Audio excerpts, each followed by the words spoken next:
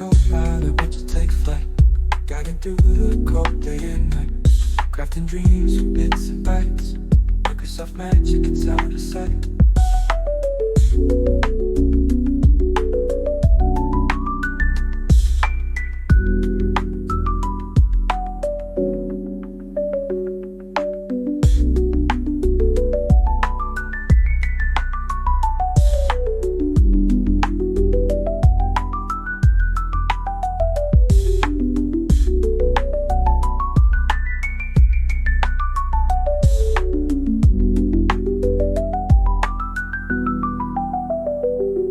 Got a Copilot, watch it take flight.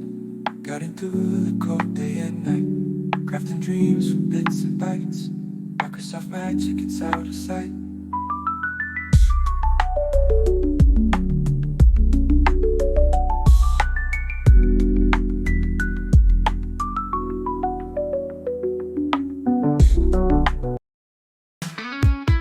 Teamwork out loud. Yeah, we ringing out loud. Teamwork out loud. Making mama proud.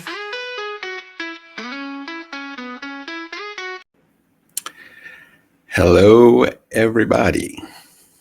Welcome to another CAP for Copilot adoption practices. And I realize you may be joining us live on LinkedIn, in which case you may not be surprised at what you're seeing. If you are watching on demand on a different day, we will let you know today is Halloween in the US. So That's that right. explains it. Happy Halloween. Yes. So we have your host, Stacy, and we have your host, Ricardo. And Stacy, do you know what kind of host I am? Oh, the best host ever called Beetlejuice. I was going to mad? say the host with the most, babe. Oh, I missed that. I missed it. My bad. We need more rehearsals. That's all. All right, that's all the jokes I got. But again, we're happy to have you here for our weekly Copilot live stream. If you are out there live and on the LinkedIn comments area, feel free to put a comment in, questions you might have, or just say hi, where you're joining from, all that good stuff. And I see at least one person out there in the comments that appreciated my little. Jasmine got the joke. Yeah, she got it. So good stuff there. Yeah, so we appreciate you all out there. We're just here to talk about Copilot practices. Geek out on it essentially, just like we do for Teams over at ak.ms/cute for Teams. But yes, if you are joining live and want to get involved, ask a question, anything like that, feel free to do so. Fire up my demo environment here while we're talking. For whatever reason, I like it on the side here. Let me make sure I got this right. Oh, I'll leave it like there. So we'll kick it in gear. Last week we did some OneNote and Teams and all that good stuff.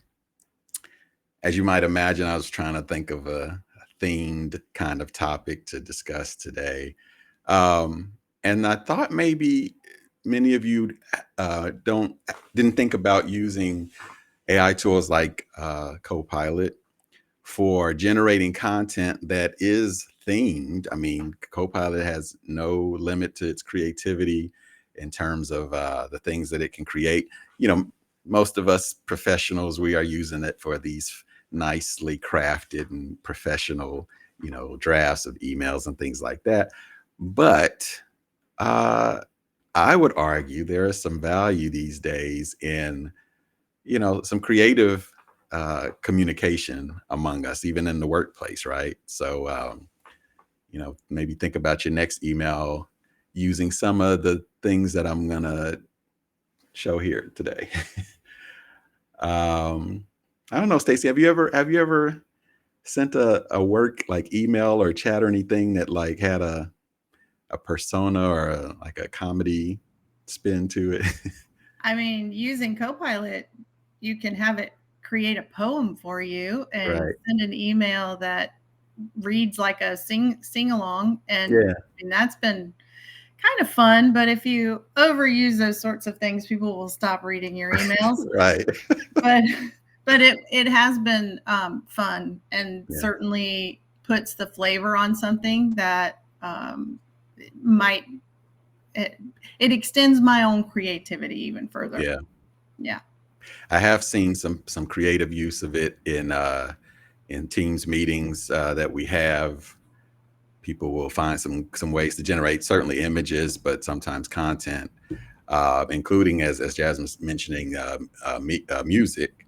And in fact, if you joined us early today, there was some music playing that was totally AI generated as well, including the lyrics and the vocals, all AI generated. So if you missed it, feel free to rewind this later and check out the Copilot groove on the beginning. It's very groovy. Yeah. So all this, preamble. For folks that are wondering, well, what are you guys talking about? Let's give it a try. So I figured I'd use the consumer Copilot, Microsoft Copilot versus Microsoft 365 Copilot. This is the one that doesn't have access to my work assets and things like that, but can still get it done in terms of some of the creativity we want. And let's see, for example, let me see. Let me get a new thing going here. So a normal, request I might put in is, draft an email to Stacy about the status of Project Falcon. All right. And in this case, Copilot's just happy to come up with some content here. When you're talking about a project status, it's not likely Copilot will fictitiously come up with the exact status of your project, but this is helpful because it gives me the structure. If I'm just challenged today with staring at a blank email, where do I start? This is could be a good place to start. Kind of how do I begin, and what pieces might be in there, and I could refine this and add more stuff. But this has got the basics, right? My subject. I want to give you a quick update. We made progress. We're on track, so forth and so on. So, this would be your day-to-day use of Copilot in general for, maybe drafting an email. And certainly with Microsoft 365 Copilot, we could do this right in Outlook and be one click away from sending this email off versus copying and pasting this. But when it becomes interesting is, and I'm doing this demo on the fly, I don't know what this thing's going to generate, but to tell Copilot you are Beetlejuice. I think that's the right spelling. I'm not going to spell it 2 more times for obvious reasons. You are Beetlejuice. Oh, no, I've said it twice already. Oh, this is crazy. Draft an email to Stacy on the status of Project Falcon. Be sure to use, appropriate, let me leave it at that and see what it generates. Okay. Project Falcon. So blah, blah, blah. Let's go with that and see what we got. All right. So one, I'll say that, it knows who that is without a lot of, obviously it's got access to all the internet. It's smart enough to figure out who that is. I don't know, I suspect there could be some character I could put in there that maybe Copilot doesn't know. It's just too obscure, but in this case, seemed to work out okay. And so what we get now is Project Falcon, boo, it's an update, right? Hey, Stacy, how's it going? If it isn't your friendly and totally not ghastly update on Project Falcon. So what we're seeing here, if I see things like ghosts in the graveyard, we're spooking up the testing phase, keep your eyes peeled for our irresistible. That's kind of cute. Updates. Yeah, I nailed it. Yeah. So it added some stuff. Now, again, like on a day like today, I could see sending somebody an update, a work email with this. It's not too bad, not too over the top. I could, 4 long paragraphs full of this might be too much, but a quick email like this, I think, add some flavor to the day, I think. So I have done this with a couple of different options. So I'll say like You Are Dracula, draft project update to Stacy. All right, and very quickly comes up. Let's see. Now this one, yeah, Eternal Vigilance. Very formal. Yes. Very It's a little more formal, yeah. Mm-hmm. Which account would be. That's true. That's true. Every detail with the precision of a bat in the night, right? So bit of that Transylvania charm for you. So yeah, I've tried this out with different characters from movies and whatnot. And it gets it done. And then it even added a little emoji there, which is interesting. Which I could copy and paste that as well. And then of course I'm being very simplistic, You Are Dracula, but could get more advanced. And so even if we take it out of the characters, another approach is, you are a project manager of a gaming company. Give a status update to Stacy in an email. Okay. So it doesn't have to be, this concept of using a persona has more than just comical value. Because one, if I actually am a project manager of a gaming company, I might want to say that, because what do we get here? So quick update, we successfully competed. So it's given its thing about a gaming project here, things like that. But had I picked something maybe a little more specific, the tone and the wording and the phrasing here Copilot would try to match the persona that I've picked. Okay, so it doesn't have to be a character or something funny. Some common ones I've seen people use are, you're explaining this like I'm a 5-year-old in terms of, having Copilot decide how it wants to talk, or you are a manager, you are a, whatever, is appropriate. And Copilot will take that tone. And of course, the classic one I've seen people is You Are Chuck Norris. Those usually generate some interesting ones. I don't know, Stacey, have you ever any ones you've used or seen people use? Yeah, I think it's interesting, in the world of professional certifications, right, where you might have a project manager that's not just a generic project manager, but one that's certified in agile development, or an expert in the field of management or people management. You can have unique perspectives from what the LLM knows about those roles and what they know, and impose that onto perhaps some writing that you're doing where you don't hold that certification or you don't have that specialty, but you want to lean on what the LLM has in the knowledge base to help inform your writing with that flavor. And Copilot's really good at doing that. You could also lean into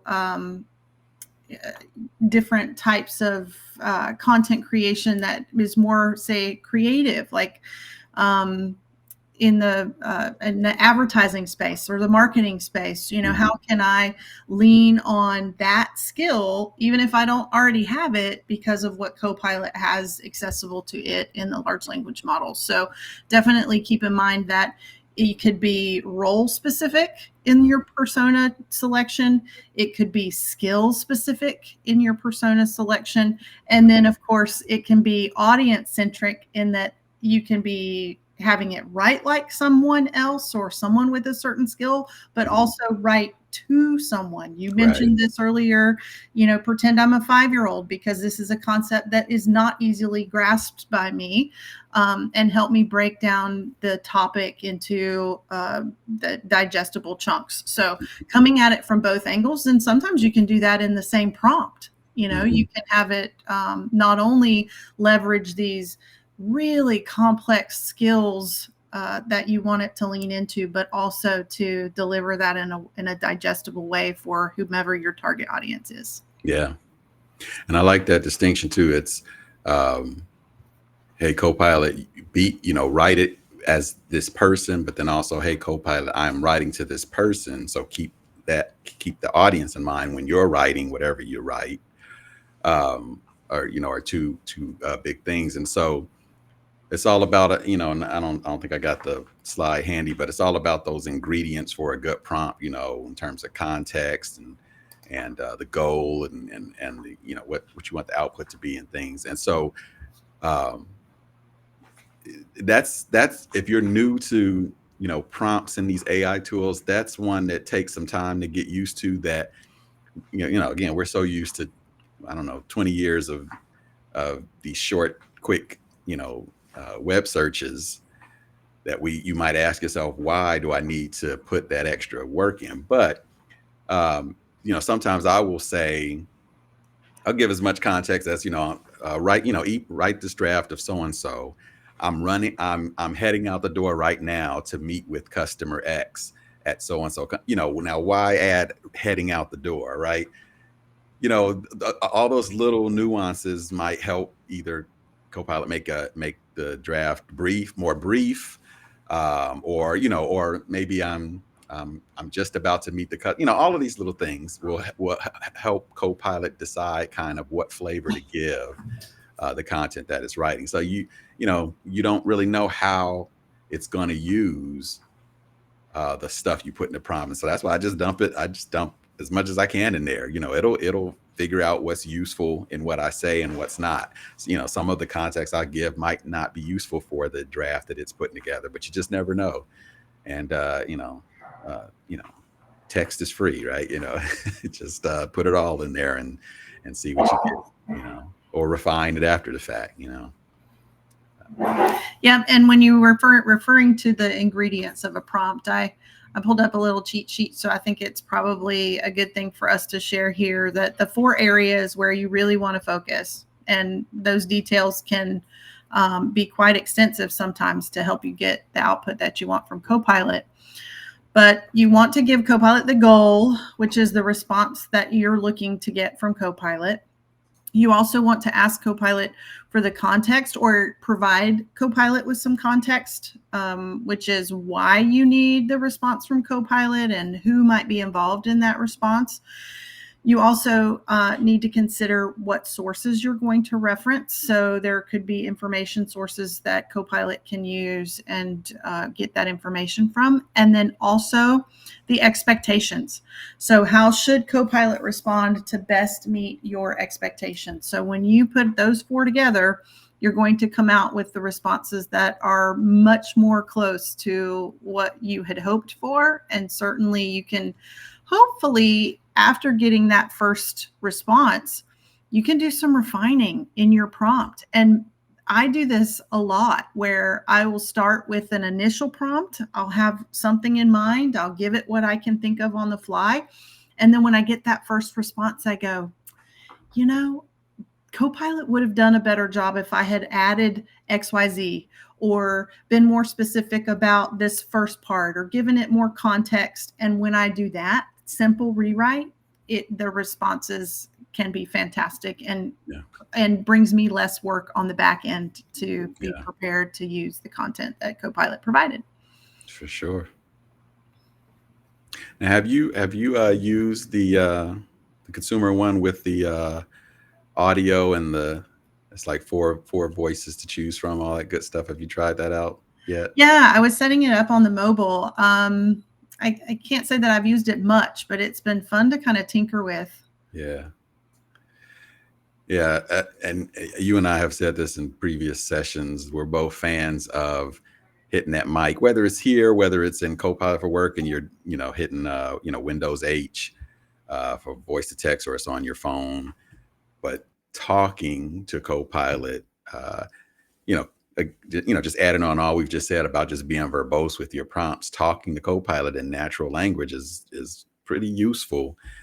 We tend to, say more when we're just talking it out than we would when we type. And so if you're trying to build that muscle for giving more context, then talking to it might help. And so they have really done a good job with the natural back and forth here.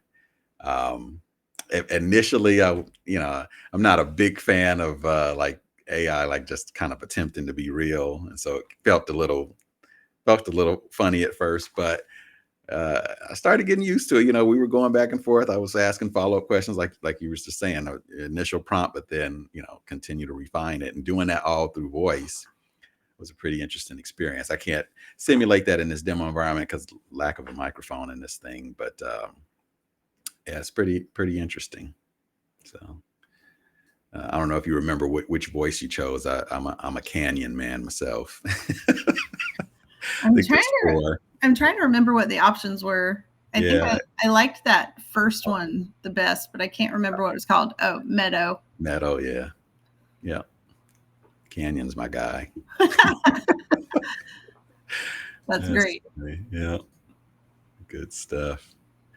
Yeah, so hopefully this gives you you all out there just some ideas on one, just reminding you that Copilot can be creative in the stuff it generates, but then adding on top of that the persona concept, whether it's for fun or professionally, just in terms of the audience or the drafter persona that you want to use. Yeah, and don't be afraid to iterate with Copilot, whether you're typing that or you're giving it voice command. I think that iteration is where it's at with all of us being so new to AI in this space. And it gives you an opportunity to build your confidence and get new ideas with what you need to include in your prompts in order to get the outputs that you want. And feeling like you can iterate and regenerate are certainly going to help you do that. Another thing I love about this particular commercial Copilot being available, and something that I could see leaning on it for, is that it's really a place where you can ask Copilot for stuff that you may not know who else to ask, or you may not want to ask because you think maybe you're supposed to know or you should have it. It's that area where you can go and experiment and see what responses are to questions that you have, and then of course lean into it further for building out content. And using those personas is going to help us all look smarter. I often when I'm doing trainings and demos, describe Copilot as an intern. Mm-hmm. Depending on the day of the week, sometimes I'll call it a high school intern, sometimes college intern, just depending on how Copilot's been treating me lately. But it is an assistant, and I treat it like a researcher, like someone that would go do the heavy lifting for me, go research something, it's almost like, go look in the cabinet and find the so-and-so that I can't remember, treat it that way. And it does save time. I mean, the time I would have took to, like, especially for Microsoft 365 Copilot, to go in my email, to do the right search, to find the right email, just to figure out some little piece. I mean, this literally happened this week. I just asked Copilot just point blank the question, and it knows all my emails.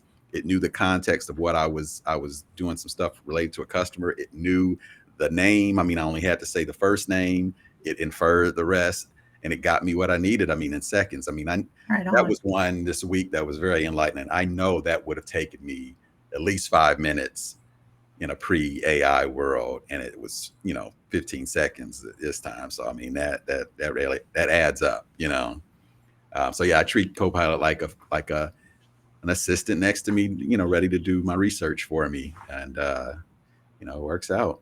So it's good stuff. Yeah. Well, we appreciate everybody hanging out with us today, either live or on demand. We will, I think next week we should be back. I have to check the schedule, but no matter what the schedule is, it will always be updated on this link below, aka.ms/cap for Copilot. So keep up with that if you want to figure out when the next one is. And of course, we're on YouTube, youtube.com/teamwork-cowbell. You can find all of these listed there as well. So yeah, thanks for joining us.